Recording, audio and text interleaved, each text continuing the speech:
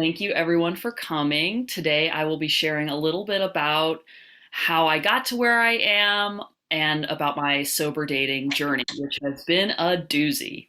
So a little bit about my background. I grew up in a household that looked very blessed from the outside.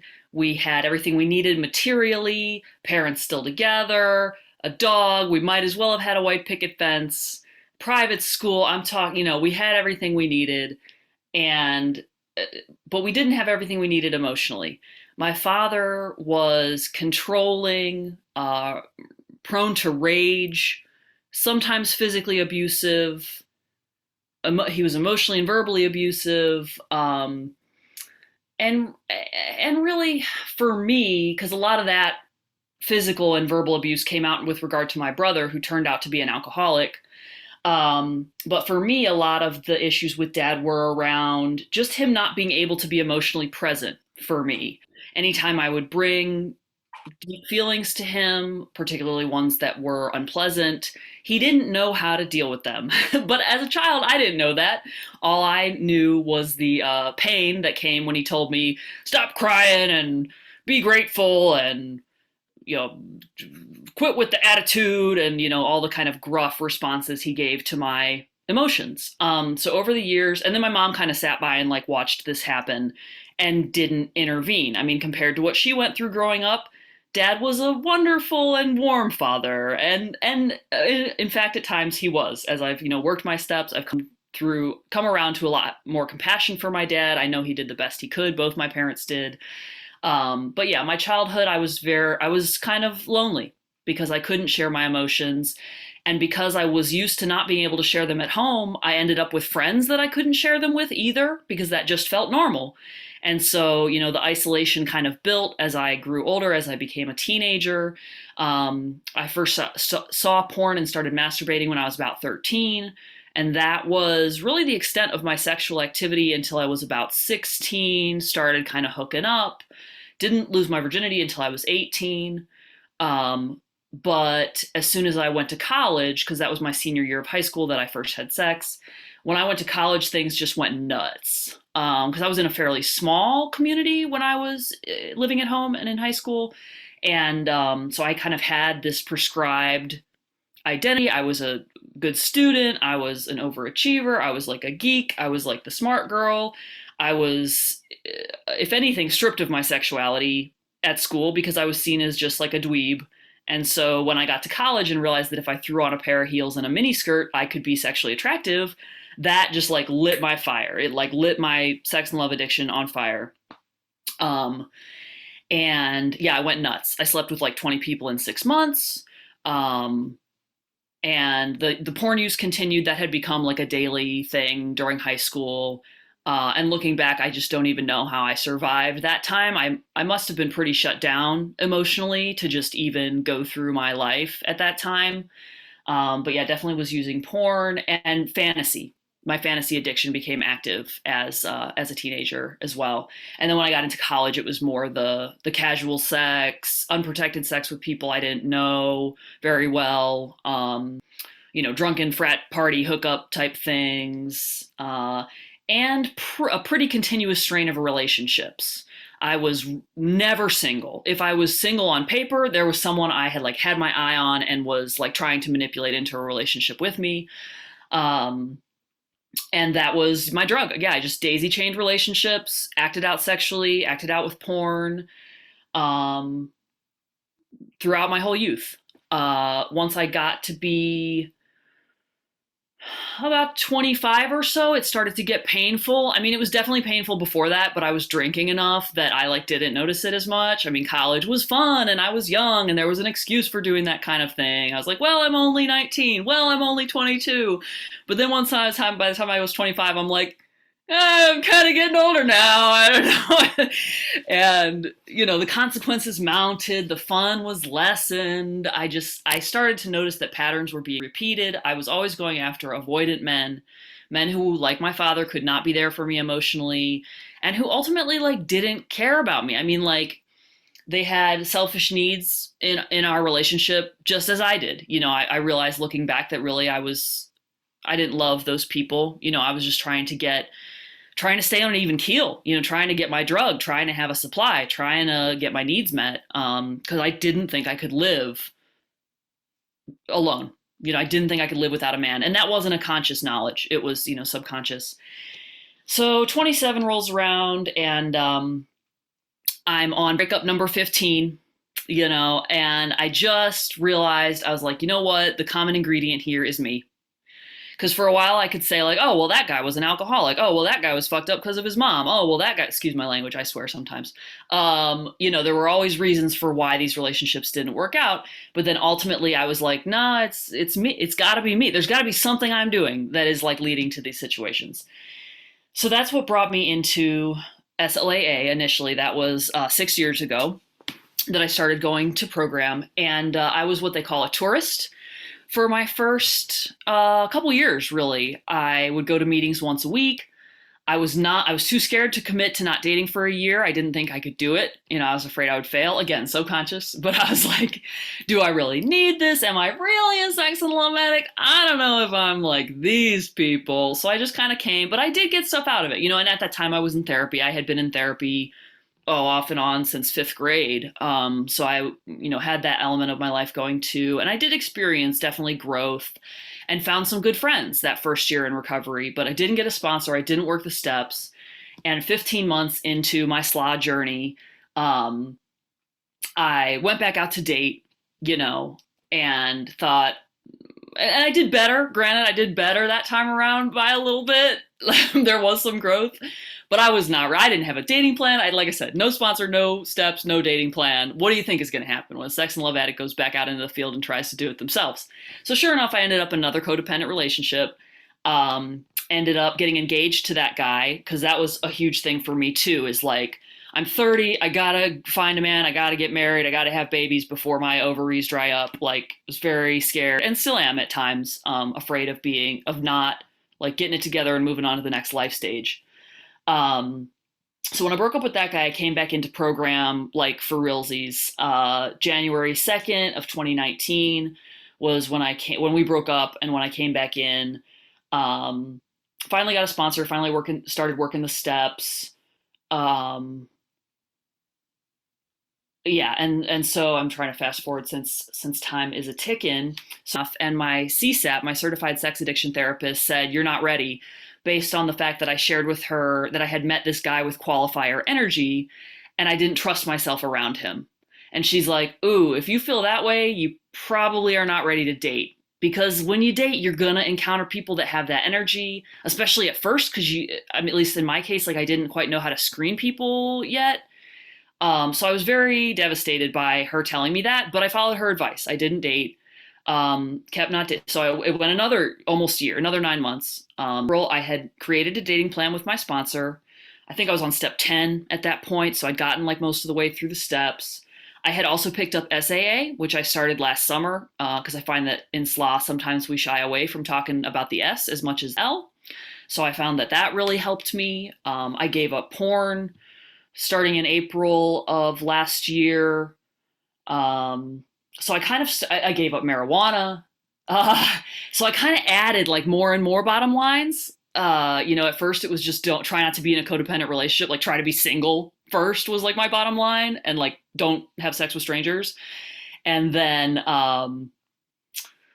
it was, no marijuana, no pornography. Like I slowly just got like more and more sober. And yeah, that was comfortable for me in terms of just getting my nervous system back to a kind of a reasonable baseline. Because I think coming out of addiction, I was just really jacked up. I had been acting out since I was a young teenager, and the mood swings were just horrendous. I'd struggled with depression, anxiety, all those things. And so it really took some time. Like I firmly believe there's the ingredient of time in recovery, which no matter how hard you're working, no matter how much you're doing, that some of it just like it takes time for your brain to rewire. It takes time to like build these new habits. But by the time I did start dating in April, the habits was one thing that I had in place. So for instance, I knew that Wednesday nights and Saturday mornings I would not be having dates because those are my meeting times. And like there was no question about that. So I always tell people like make sure your program is solid, that it's when your meetings are and it's not negotiable and you're not worried about that being infringed upon. You're able to hold boundaries around when your meetings are. Um, and then, of course, I had two sponsors at that point, one in S.L.A.A., one in S.A.A. I had a therapist I really trusted and was working well with and had felt growth, in that just the few short months we've been working together at that point. Yeah, highly recommend a therapist if you don't have one. Mine has been absolutely essential. And even still, because what I found once I got into dating is it will bring up some stuff. Like I had gotten to this point being single where I felt so sane. I was like, it's almost like I wasn't a sex and love it. Like at times, it's like I felt so even, and I'm doing my work, I'm doing my hobbies, I'm loving my life, I'm happy, I have better friends, like I'm mentally better, like everything's just better. But yeah, when I started dating, stuff got hard again. Like sobriety got hard again. Moods were a thing again. I had some panic attacks. I had, shame attacks. I had like all these things came up when I started dating because, some stuff you don't have to deal with until you're in a relationship. Like because you're basically interacting with your drug. It's like an alcoholic trying to go have a glass of wine with dinner. Like it's kind of insane to think that we can do that because we're sex and love addicts. So sure enough, it was intense. Like, and the first guy I dated, I've got my list of green lights, yellow lights, red lights in terms of what I'm looking for, what I want, what I need, which was developed with my sponsor as part of my dating plan. And he's checking a lot of boxes, right? Has a job. Awesome. Like had no kids, hasn't been married. He's funny, he's nice. I feel like I can be myself around him. All these kind of different things. I'm like, all right, this is good. We enjoy it. We can talk. We both talk and we're interested in each other. Similar values, both value family, things like this. He turned out to be love avoidant. And I realized that after I started realizing it probably around 6 weeks. And by 3 months when I broke up with him, it was for sure. Again, not surprising that I would go after a love avoidant man. That is my pattern. Avoidant men are my thing. But this time around, because I have had more kind of internal quiet, I could feel just how bad it felt much better. I was much more in touch with how bad it felt to be chasing a guy than I was when I was in active addiction. So I say to people, like, listen to your heart. If you're not feeling good in a relationship, it might be because it's not the right guy. I mean, it might be because there's issues you're working through, and there certainly were and are for me still. But it might also be that you're repeating your old pattern and your subconscious realizes it. And she's like, wah, don't do it. Stop, turn back.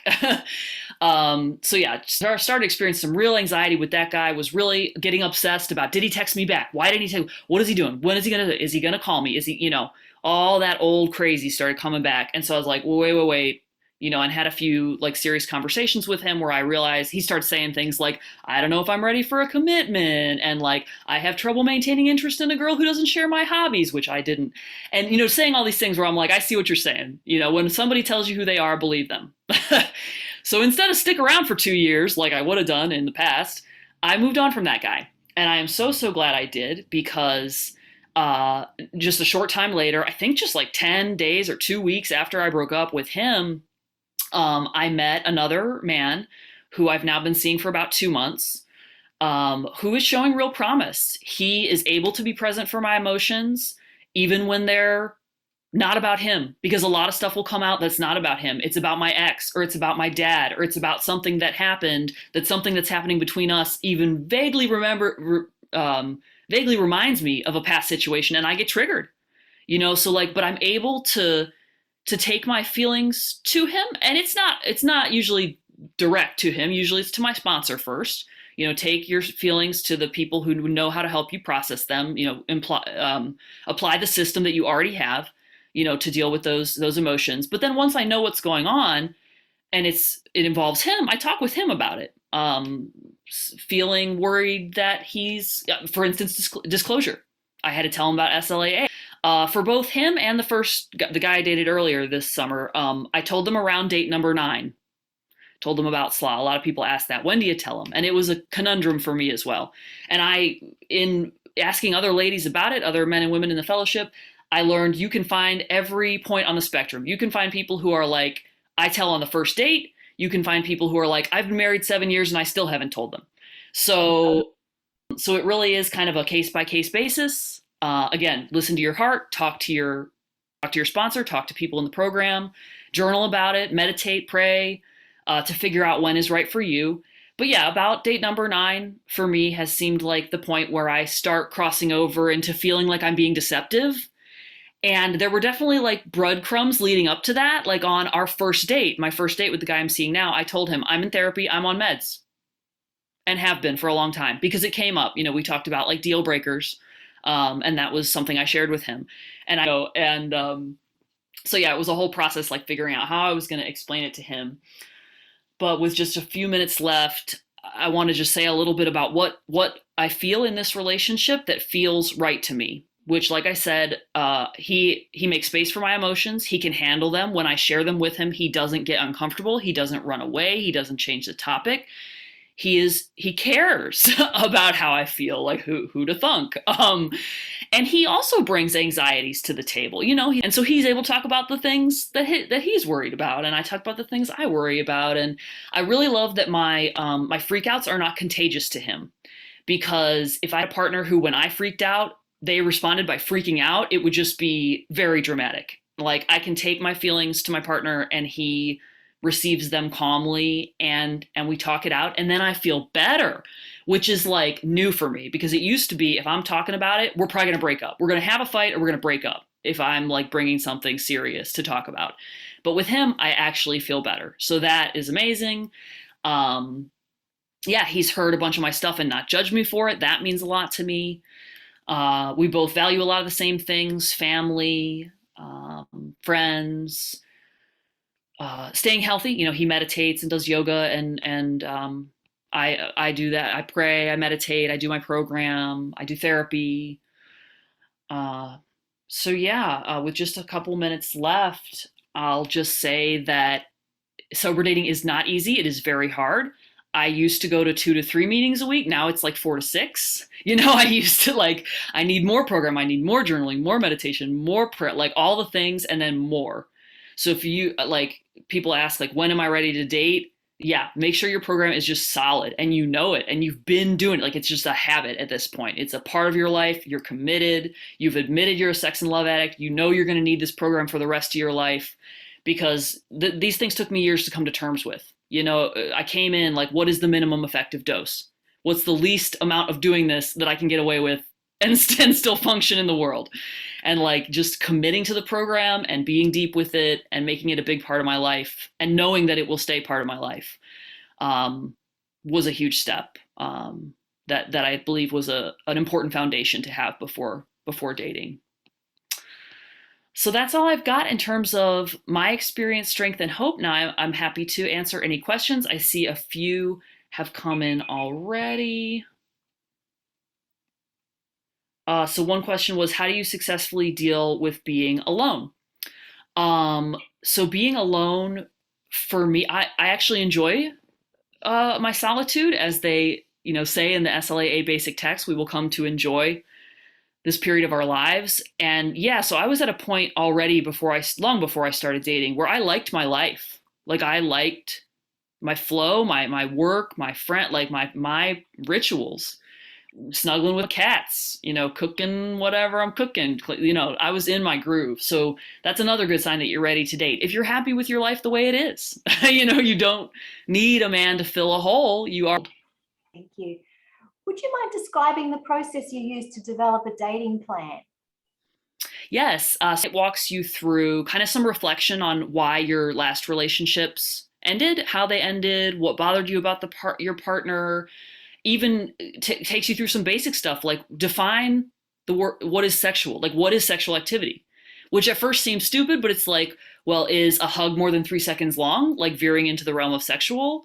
What about sexting? What about sending sexy pictures? It's much more than just the act itself. And to clearly define your bottom lines and your dating plan, you kind of need to have all those line itemed out. So it'll lead you through that stuff. And then it takes you through like stages. So in stage 1, stage 2, stage 3, stage 4, like when is it okay to disclose SLAA? When is it okay to start talking about the future? When is it okay to take clothes off? When is, all of these things, so that you have a plan for that going in. Because if you're like me, I always say my heart lives in my vagina.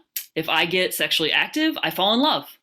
So like I need to make sure that I'm okay to fall in love if I'm going to start. And this has been one of the hardest things in sober dating is keep delaying the physical part of things. One of the hardest things. And with God's help, I have walked something of the path I intended to walk. It's by no means perfect, but yeah, so it'll have you develop kind of timelines for all of that stuff. No, either number of dates or going by months or weeks. And it'll give you an example too of like the different behaviors you might consider putting on your dating plan. And then the other dating plan, I don't know if it has, maybe it's from Foundry too, but it just lays out green lights, yellow lights, red lights in 3 columns. And so some of my green lights were takes care of his health, has healthy friends, because my ex, that was one of the red flags with him that I didn't see. He had a very malnourished social network. He had like one friend, and that friend was incredibly unhealthy. And it's like, that's a sign. Like if guy doesn't have healthy friends, he's probably not healthy. So that ended up in my red flags column this time, as did living with his parents, which my ex was when I met him. Doesn't have a job, which my ex didn't when I met him. So a lot of it will come from your past relationships. That experience, strength, and hope, that hard-earned trauma will help inform, what you look out for the next time around. So sex addicts, it's often said, are actually intimacy avoidant. And you're embarking on a journey towards real intimacy. I was hugely inspired by the fact that you could talk about your feelings with someone and they didn't take on your feelings. They didn't try to block your feelings. It was really inspiring. But as an anorexic member in recovery, I can find endless reasons why the other person's not quite right. I can find many, many red flags. How do you walk that line of knowing when your perfectionism is rearing its head? How do you stay emotionally balanced in your relationship now? That's a great question. And yeah, I definitely struggle with perfectionism as well. And it's something that I've noticed has globally like gotten improved, like as the longer I've been in recovery, basically, that the perfectionism too, I've noticed coming down. Don't have as much trouble, or at least I think my love addiction is pulling enough weight that it kind of counteracts my emotional anorexia, if that makes sense. So like I want to be close to the person at the same time as I'm afraid to be close to them, because I definitely do identify as intimacy avoidant. Like my sex addiction, yeah, was very intimacy avoidant. Like I didn't actually know any of those people on an intimate level, or allow them to know me on an intimate level, because I believe that if anyone truly knew me, they would reject me, and I was horrified about that. So yeah, I remember when I had like the first experience where I realized like, oh, I'm experiencing intimacy right now with my current partner, and it felt like, those amusement park rides that shoot you up and then shoot you back down again, and there's like that moment at the top where you're like in zero gravity and just kind of hovering there. That was what it felt like, because I was like kind of not hyper vigilant, but I was like alert, because something new is happening, right? Like I'm not used to this. I don't know am I about to get punched? Like you're kind of like afraid, but I wasn't afraid at the same time. I was just like alert and noticing that like something new was happening, and like a little bit afraid, but like within a manageable level where I could still share honestly with him and be present with him. And yeah, I just noticed like how present he was in the moment. And that we were talking about serious stuff. And I even told him, I'm like, I know this is like normal for you, but for me, this is like not how my past relationships have gone. And so I think that lets some of the pressure off too, it's like what they say before you give a speech. If you're nervous, announce, I'm a little bit nervous tonight, got those pre-show jitters. Like if you say it, it kind of takes some of the power away. So the fact that I could say to him, like he knew I had a history of abusive relationships, and I could say to him, like, this is new for me. it's really cool, but like I'm kind of freaked out. But like, so I was able to share even that with him, that it was a little uncomfortable. Now, you're not alone in having a history of abusive relationships in SLAA. And how have you dealt with your fears when they've come up in the relationship? Yeah, fear of abandonment is my big thing. I don't as much have the trust issues, but fear of abandonment I definitely have, and it has popped up a lot in my relationship with this person who I like actually care about. Like you start realizing you care about someone, or at least for me, that's when stuff gets scary because now there's something at stake. Like my heart's at stake. This isn't just some random person. Like I like this person. Um, and yeah, it was so interesting because my fear of abandonment would get triggered because I would make stories up in my head about what his behavior meant or what something he said meant, which turned out to be completely off base, completely untrue. Like and I understand why I did it. I was projecting my own judgments, my own fears, my own reaction, like how I would imagine that I would react to something onto him. And then imagining that that was the reaction he was having when in fact it was all here. It was all with me. So it actually helped me to realize where I still have trauma that's unprocessed. I realized I had, through this whole projection mechanism, I realized I still carry sexual shame because I was projecting onto him, like, oh, he's going to think I'm a slut. He's going to think I'm, whatever, I'm dirty. And I realized that these were all judgments I had about myself. And so luckily was able to talk about, and this is where a CSAT, a certified sex addiction therapist, is great because they know how to like kind of help you through that kind of stuff, sexual shame issues. And then, yeah, sometimes my fear of abandonment would just like, yeah, make me have, I don't quite want to call it a panic attack because I didn't think I was going to die, but it was like some kind of anxiety attack where I would just be spiraling and I'd just be convinced like he's going to leave me. He's going to leave me for sure. And again, I was wrong, guys. Like I can now say that looking back, I was wrong, but I was sure I would have put money on it. So like, yeah, there are going to be times when you're just freaking out. If you're like me, and again, working with my therapist, talking with my sponsor, I have a roommate. I'm lucky enough to have a roommate who's also in SLAA. So when it's those odd hours of the night when you can't necessarily make a call, I could poke my head in her room and be like, dude, I'm freaking out. Can I talk to you? And that has been a godsend. So yeah, for me, the talking about it was what really helped, and praying, just pray. And yeah, praying, God help me take this one day at a time. Another prayer I say a lot is less me, more you to God. I also do the 3-second 3-step. I can't, God can, so let him. And I'll say that and like walk at the same time. So it's almost in rhythm. And I'll just say it over and over. I can't, God can, so let him. I can't, God can, so let him. And it's just like a way to get out that energy to move it and remember that I'm not in charge. Like I'm in charge of the legwork. I'm in charge of working my program and being honest and doing my outer circle, my health behaviors, my top lines. And the outcome is not up to me. It might work out with my partner, it might not. And I've become more and more accepting of that reality. And when I'm at my best, I'm accepting of that reality. I'm always taking back my power, but then you just got to give it back to God. So yeah, that's another thing that this relationship has taught me is more how to live one day at a time.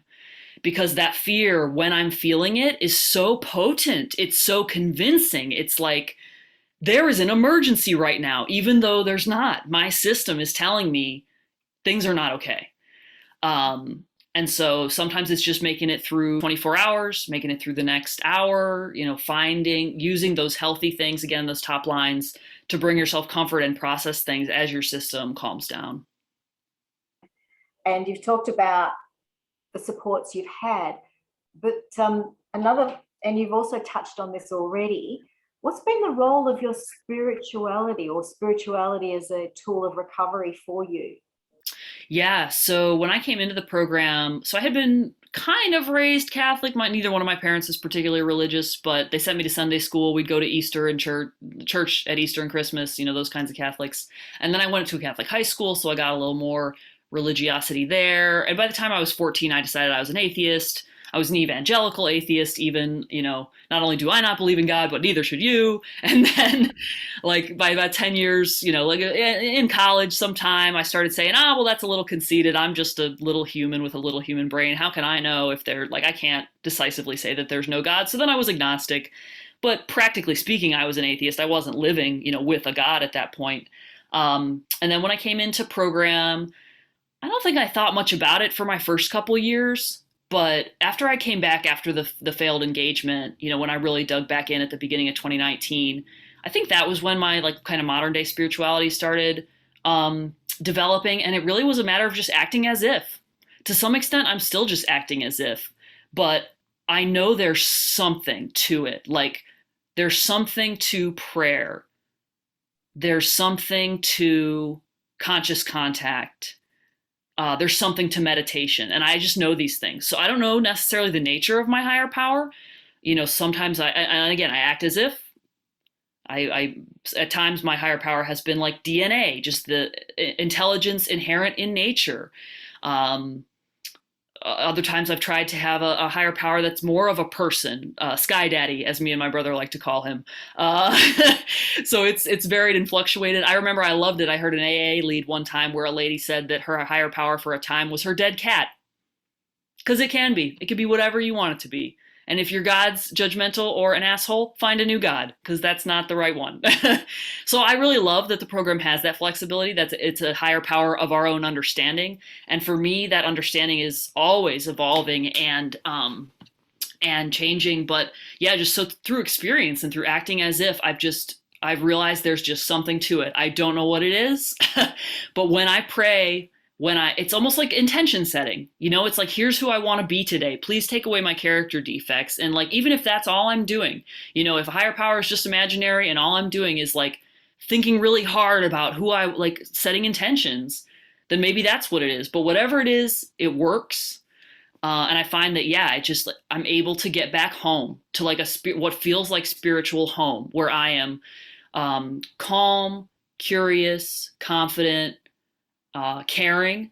There's like 7 C's. I always forget a couple of creative. That's another one. So yeah, I can start. And this, it's been over time that I've developed this. It's like a barometer, it's like a calibration. And like nowadays that system is sensitive enough that I can feel when I'm aligned with my higher purpose, with my true self, when I'm not in my head and freaking out and in addiction and in fear and, so yeah, with practice and time, hopefully, you can kind of feel the effect that those things have, and that deepens the relationship with the higher power. And as far as dating specifically, I have to pray. I pray every day for sure. Pray every day, and the more I pray, the better. Because I just have to. I have to give it up. I have to give it up. I always want to take back that control, and so prayer for me is giving things up to God. Prayer for me is letting go. Prayer for me is setting my intentions. God, please remove this anger and grant me acceptance. Please remove this judgment and grant me compassion. Please remove, just whatever's coming up. I'll pray for its opposite or its removal. Or sometimes when I'm really freaking out, I just say, God, please help me. Please help me, God, please help me. Like if that's all you say, the serenity prayer 70 times, like I've also, there's another tidbit that comes to mind that I'll share. So I have a problem with objectifying people, men in particular.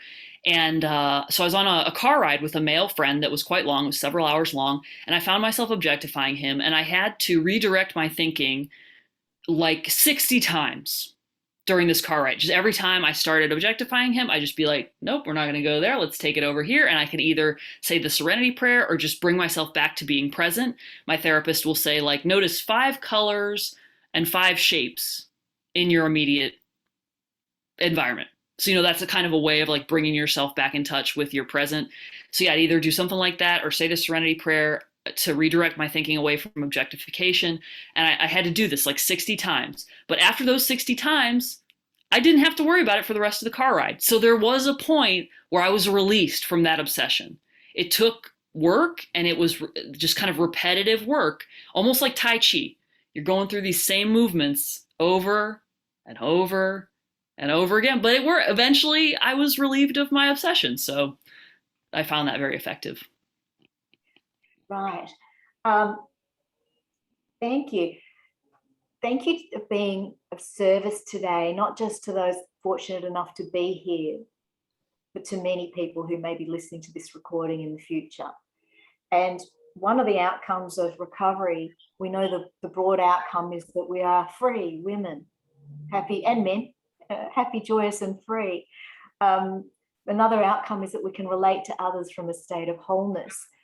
What role, if any, has the recovery tool of service played in enabling you, in making you whole and able to relate to someone from a state of wholeness?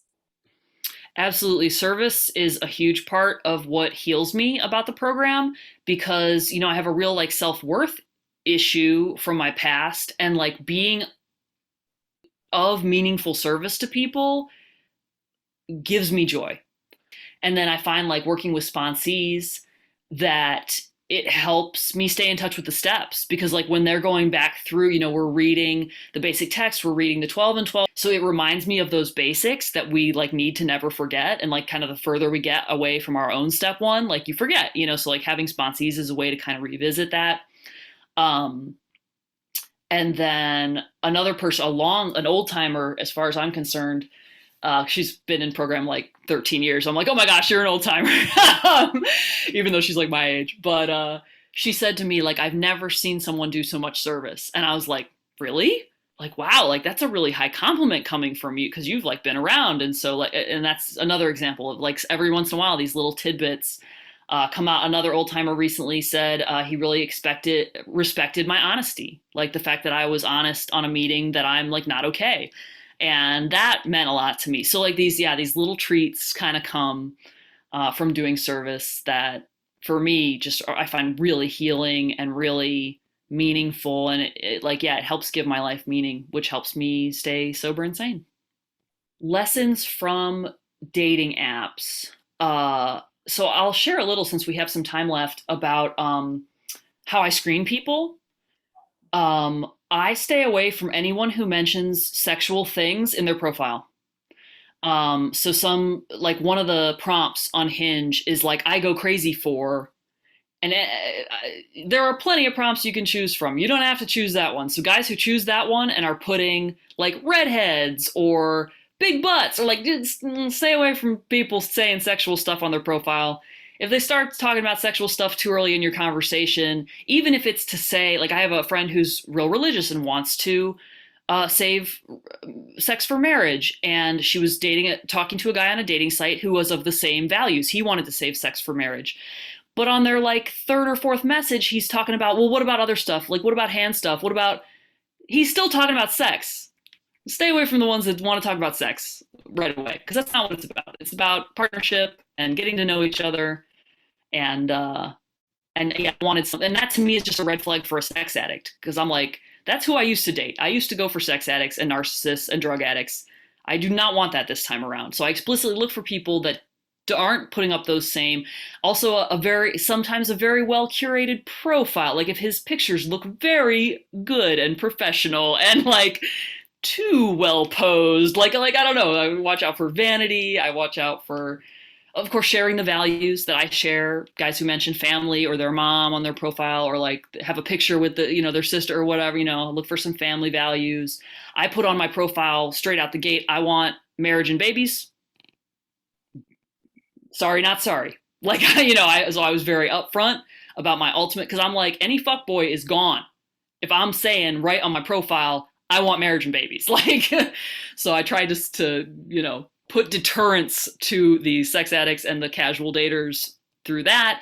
I made sure I didn't have any risque pictures, anything that would send a sexual message on my profile.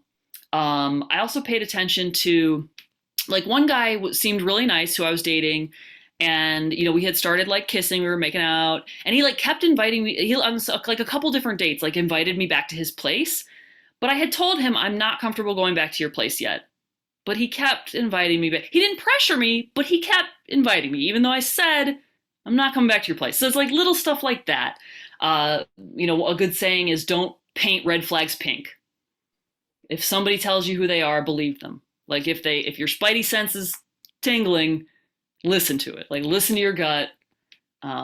And if you don't want to share something, for instance, with your sponsor or on a meeting, if you like find yourself wanting to not like leave that part out, that's the thing you should be sharing.